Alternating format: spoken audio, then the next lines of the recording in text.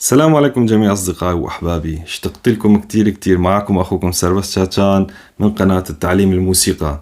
أصدقائي، قبل ما نبلش بهاي الحلقة المهمة بحب أشكر كل متابعيني من كل الدول العربية وطبعا الأوروبية والأجنبية كمان.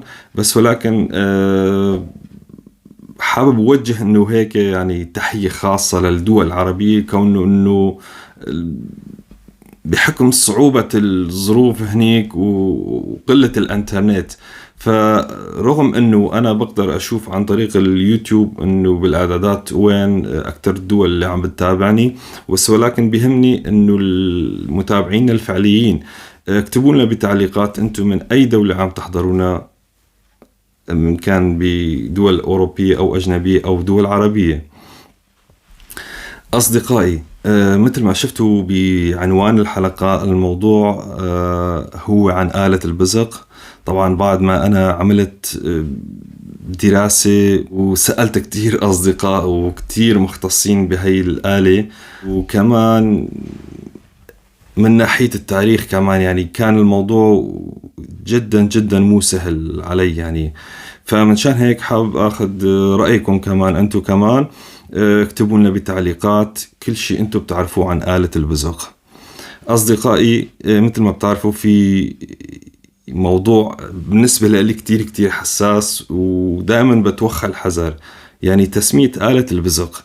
هل هو البزق العربي أم البزق الكردي؟ كتير بيعزفوا أكراد، وكمان في كتير كمان فنانين كبار من عزافين آلة البزق العرب كمان عزفوا عليها. فهذا هي النقطة بالنسبة لي كتير حساس، وصلت معي لدرجة انه لما حدا بيطلب مني آلة البزق بخجل اقول له انه بدك بزق عربي او بزق كردي، لانه هي كمان بتصير حساسية.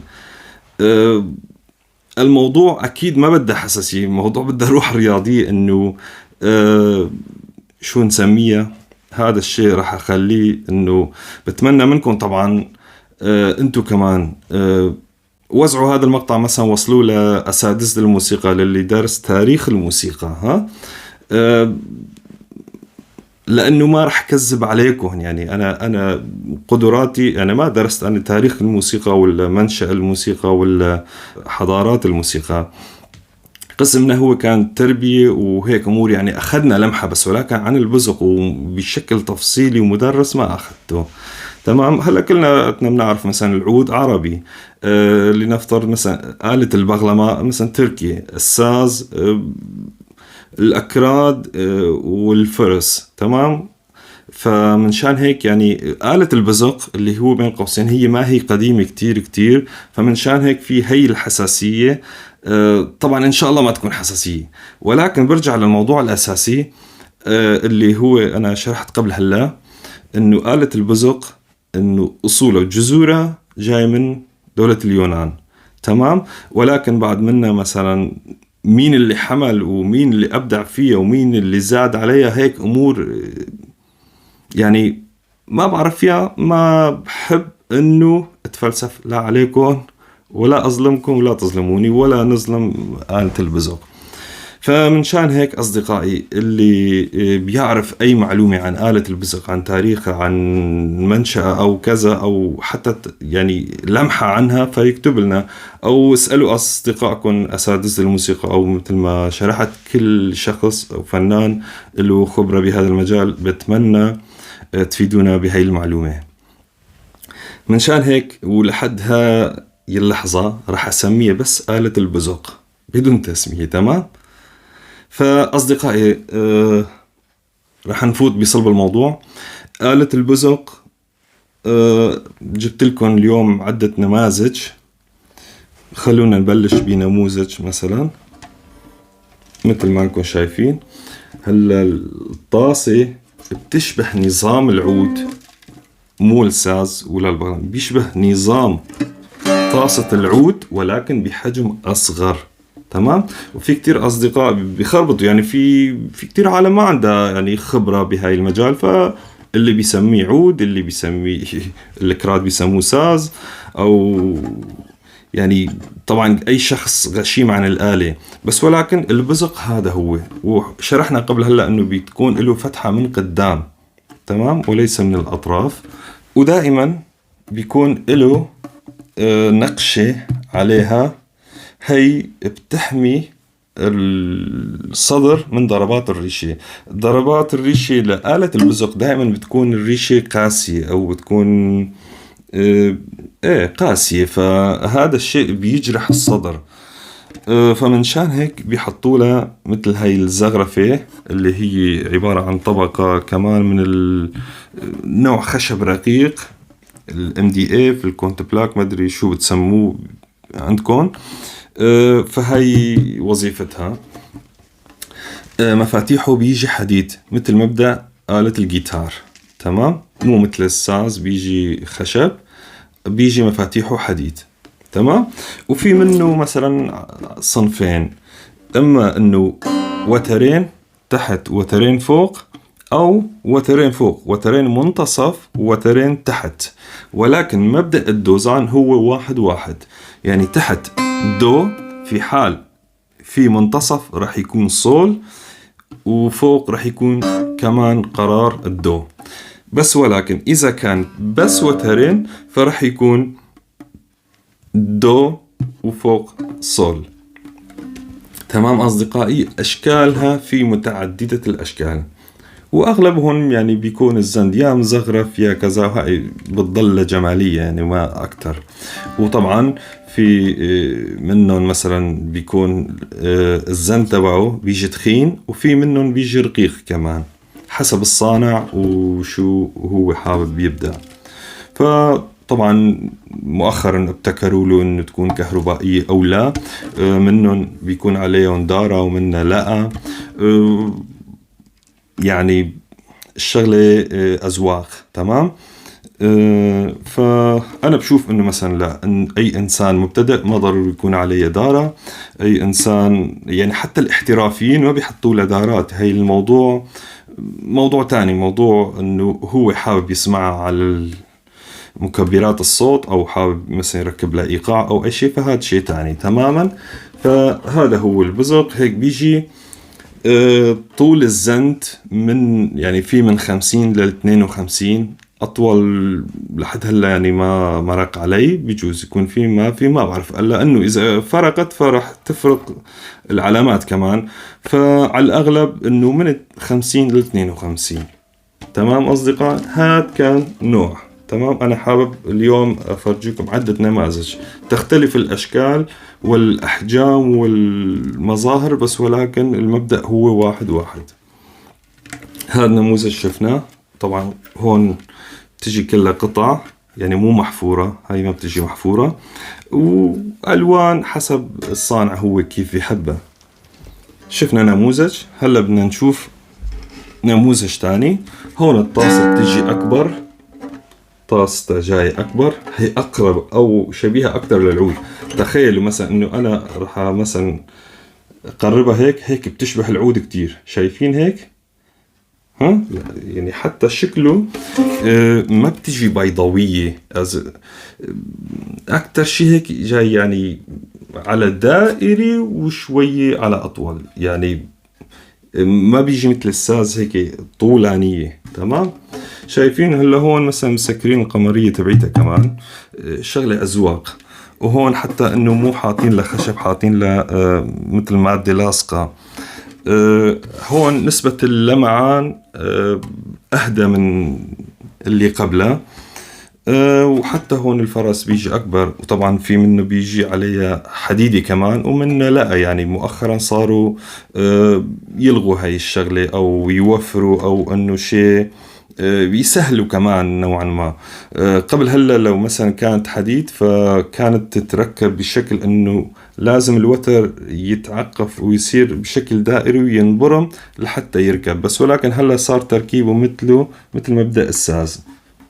تمام، حتى شايفين هاي حمال انه المنطلق تبعت الاوتار، او لنفترض مربطه منه بيجي صغير مثل مبدأ الساز، ومنه بيجي هيك عريض. فالموضوع انه على ذوق الصانع.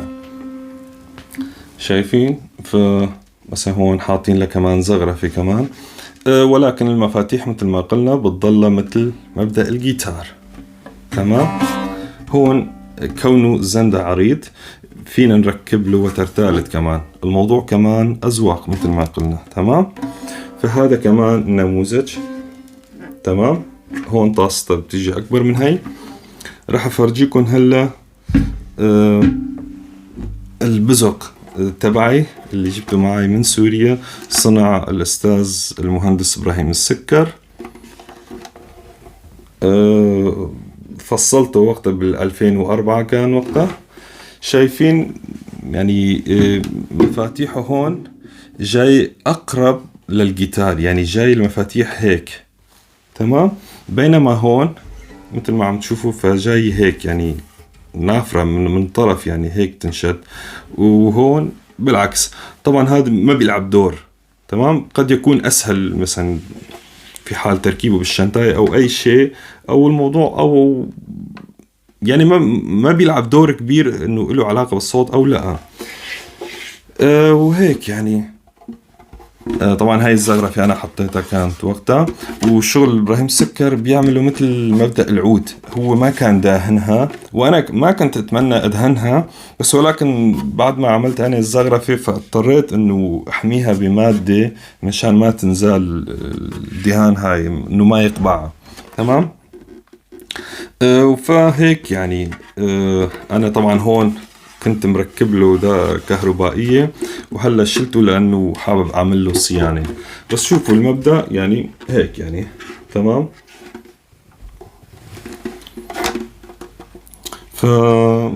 هاد شغل إبراهيم السكر. هون زنده بيجي أرفع أرق من التانيين، وحتى علاماته مرابطه البرادي أو الدعسات أو الدواسات بتسموها دوسات، فبتجي أرق يعني. مثلا هون جاي 3، هون هون جاي 4 مثل ما عم تشوفوا هون، يعني مبينة أغمق. تمام.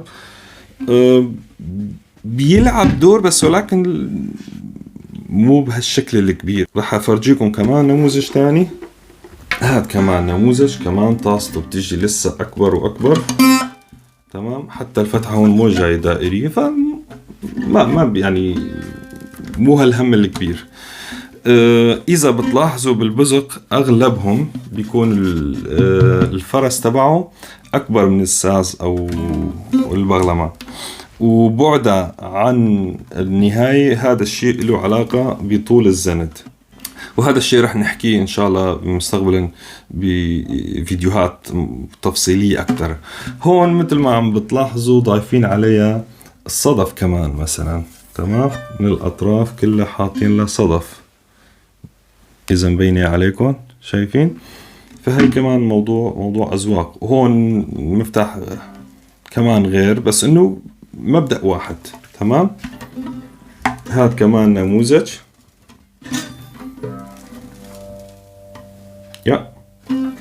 هلا هذا يعني شكله تقريبا يعني جاي كمان قريب للساس، بس ولكن يعني بتضل أتخن، يعني ما بتجي مثل الساز. يعني طاسة الساز بتكون لجوا أكتر. راح أفرجيكم هلا شيء مميز أكتر، اللي هو آلة البزق ولكن إلكترونية. أنا قبل هلا وعدتكم إنه أعطيكم هيك يعني لمحة عن الآلات. فهي هون هلا جبت لكم البزق الإلكتروني. هذا بيجي حصرا إلكتروني مع دارة كهربائية مع مفاتيح مع إيكولايزر أو تريبل أو باص أو أي شيء فتقوية الصوت. وهون كمان بيعير الصوت، يعني أحيانا بيعطي مثل بيرقق الصوت أو بيتخن الصوت. فأمور هيك بتجي فنية ما رح تفهموه علي إذا شرحتها طبعا. وهون اللواقط بتجي دبل مثل مبدأ الجيتار. طبعا هاد إذا عزفناه هيك صوته ضعيف جدا لانه هاد حصرا كهربائي، ووزنه كمان ثقيل، يعني بقلبه بيكون في بطاريات، في مغناطيس، في اسلاك، فمنشان هيك بيجي وزنه ثقيل، وهن حصرا لازم يعبوه اي ماده، كمان بجوز يكون فيها قطن او فلين او اي شيء تا يكتم الصوت ما لازم يطلع هيك يعني، او ما بيطلع بالاحرى. ليش؟ لانه صدره كله بلاستيك مثل ما عم تلاحظوا، زائد نقشات كمان هون حاطين، حتى الزند كمان جاي بلاستيك. هو نفس مبدأ البزق العادي، بس يعني بيركبوا له طبقة بلاستيك، فايبر هيك شيء بيتسمى البلاستيك هذا. نسيته، اكتبوا لي بالتعليق اذا بتتذكروا الاسم. فايبر بظن، ايه فايبر بلاستيك. ف قديما او البزق تبعي حتى كمان شغل ابراهيم السكر كان يحط لها هي. شوفوا اصدقائي كيف بيتركبوا الاوتار، يعني بتصير مثل عقدة وبيتركب هيك من تحت وبينسحب، بس ولكن النظام الثاني بيتركب مثل الساز. شايفين هون تركيبته، وهون هلا هي بتنحط، ثواني بس بعد إذا نقول ليش بيحطوا لها هي الحديدية؟ لأنه أنت لما بتلف الأوتار ف يعني بتضل مثل إبرة، فبيجرحوا يعني بيجرحوك، يعني لأنه مثلا بتكون مثل الإبرة، بتكون خطرة نوعا ما، فبيحطوا له هاي حماية. بس ولكن بهذا السيستم ما عاد في خطورة، لأنه الأوتار إذا طلعت كمان رح تطلع من تحت وليست هون يعني. فهذا الشيء أنا بشوفه إنه مقبول، يعني التطور هذا، ولو إنه بجوز تعتبروه إنه بيقل من قيمة آلة الساز، عفوا البزق، بس ولكن أنا بشوفه إنه تطور إيجابي، لأنه صار أسهل، لأنه صار ما عاد يجرح، وما عاد في داعي لقطع زيادة، لأنه كل ما ضفت شيء للآلة كل ما بيقل صوت الآلة. فهيك أصدقائي. وزندوهات كمان جاي رقيق ولكن مزغرف. موضوع الزغرفة كمان أذواق. هاي القطعة جاي من مدينة قامشلي الكردية، وصنع الأستاذ عادل بهجت. هاي الزغرفة بتكون عنده دائما معروف، يعني بعرفها، يعني شايف شغله كتير حلو. هاي شرحت لكم شوي مبدأ الآلة كيف وكيف بتتدوزن. قلنا اللي هو وترين دو والفوق صول، إذا 3 أوتار دو صول دو، والطول الزند من 50 ل 52.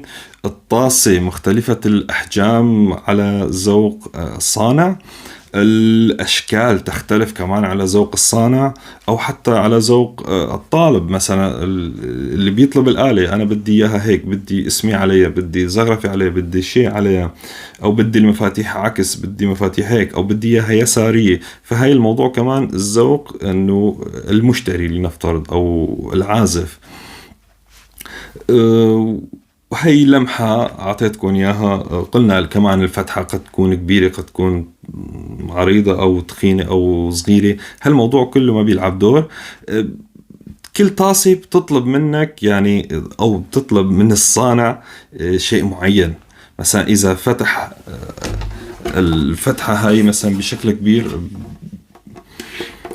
بيعطي صوت غير اللي بتكون طاسته أو الفتحة تبعيتها مثلا مسكرة، أو غير اللي فتحتها ضيقة، أو مثل ما شرحنا هون إنه هون بنوب ما في صوت. فالموضوع هون كله أذواق، أو إنه مقاسات أو قوانين بتفرض على الصانع إنه كيف بيتصنع نوعا ما. فمنشان هيك بتلاقي آلة صوتها حاد كتير، آلة صوتها قرار كتير، آلة صوتها جواب كتير، آلة صوتها يعني شلون بدي أقول، إنه فاطس أو مفتوح، أو هيك أمور، تريبل وباص وكتير أمور. وطبعا نوع الخشب كمان بيلعب دور، أو طبقة الدهان. فلهون بس شرحنا لكم أو فرجيتكم اليوم عدة أصناف من الآلة البزق، وهاد كان بس البزق وليس ساز أو طنبورة، ما تخربطوا من شان الله. يعني إن شاء الله بحلقة تانية رح أعمل الفرق بين البغلمة والبزق والساس، أو حتى إذا عندي آلات تانية من نفس العائلة. تمام؟ لأنه رجاء ثم رجاء ما تخربطوا بيناتهم. اللي بيطلب مني بزق لما بيقول لي بزق كردي بيجوز عم بيقصد الساز، لما بيقول لي بزق عربي بعرف انه هو بده هاد، بس يعني خلاص انا لحد هلا رح اسميه البزق لحتى نشوف الجواب الشافي. وبتمنى منكم تنشروا هذا المقطع الفيديو لكل اصدقائكم اللي بيفهموا بهاي الآلة او عم بيعزفوه، اللي عنده خبرة بهاي الآلة، انه من وين اجت، مين طورها، ومين بيستحق هذا اللقب، نقول عنه بزق عربي او نقول عنه بزق كردي. وبتمنى منكم ما تزعلوا مني الاخوة الكرات، ما تقولوا ليش عم نقول بزق عربي، والأخوة العرب ما تقولوا ليش عم نقول إنه بزق كردي. أنا كمان مثلي مثل أي شخص خيو هاوي، أنا رح أكون حكم بيناتكم. أنا سألت كتير وكله عم بيسحب لطرفه. طبعا يعني أنا مثل القاضي اللي بيقول للأول معك حق وبيقول للثاني كمان معك حق، وإذا سألني الثالث رح أقوله كمان معك حق. أنا اللي بعرفه مصدره هو اليونان، بعد منا حملوه، بس هذا التاريخ ومين قبل مين بعد مين أبدع أكتر من مين، فهذا الشيء شيء تاني. وعلى الأغلب أو بجوز تكونوا أنتوا كمان توافقوني الرأي. اللي معي رأيي اكتب لي كمان بتعليق، وبتمنى منكم ما تبخلوا عننا أي معلومة بتعرفوها أو عندكم معلومة إيجابية صحيحة صادقة، فاكتبوا لنا بتعليق شو بتعرفوا عن آلة البزق أو شو مصدرها أو شو نسميها. يعني اليوم هاد كان موضوعنا آلة البزق. أصدقائي عندكم أي معلومة تانية اكتبوا لنا بتعليقات. عندكم أسئلة بتمنى ما تكتبوا لي على الواتساب. إذا عندك أسئلة متعلقة بالتعليم أو شرح أو فصل أو أي شيء لا تكتب لي خاص، بس هون بالتعليقات. الواتساب فقط للأشخاص الحابين يشتروا آلات، بإمكانهم يتواصلوا معي، ما عندي أي مشكلة. غير هيك بتمنى إذا عندك أسئلة تكتب بالتعليقات تحت. هاد كان حلقتنا لليوم، اشتقت لكم كتير كتير كتير، وانتظرونا بالفيديوهات الجاي إن شاء الله، ورح نطلع بسات كمان أكتر، ورح يكون لنا ميعاد أكتر وأكتر. اشتقت لكم كتير، وإن شاء الله رح نرجع بدعمكم إن شاء الله. اشتقت لكم وبخاطركم، وضلوا بصحة وبسلامة. كان معكم أخوكم سربس شاتشان. باي.